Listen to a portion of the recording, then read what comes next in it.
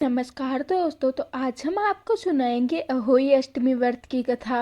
प्राचीन काल में एक साहूकार रहा करता था जिसके 7 बेटे और 7 बहुएं थी। इस साहूकार की एक बेटी भी थी जो दीपावली में ससुराल से मायके आई थी। दीपावली पर घर को लीपने के लिए सातों बहुएं मिट्टी लाने जंगल में गई तो ननद भी उनके साथ चली गई। तभी साहूकार की बेटी जहाँ मिट्टी काट रही थी उसी स्थान पर शाहू अपने 7 बेटों के साथ रहती थी। मिट्टी काटते हुए गलती से साहूकार की बेटी की खुरपी के चोट से शाहू का एक बच्चा मर गया। इससे क्रोधित होकर शाहू बोली, मैं तुम्हारी कोख बांधती हूँ।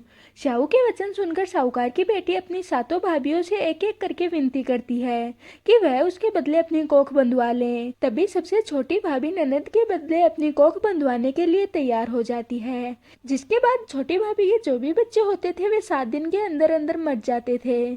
7 पुत्रों की इस प्रकार मृत्यु होने के बाद उसने पंडित को बुलाकर इसका कारण पूछा।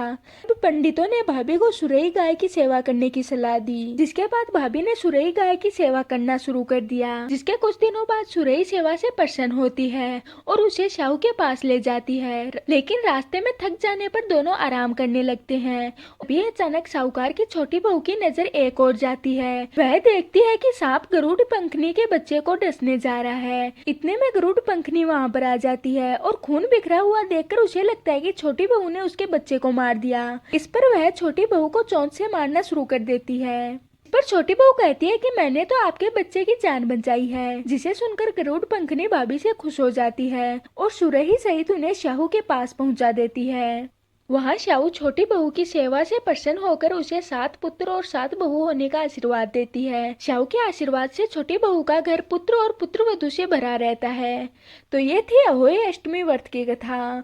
मैं आशा करती हूँ कि आज की हमारी वीडियो आपको पसंद आई होगी। अब हम मिलते हैं किसी और वीडियो के साथ।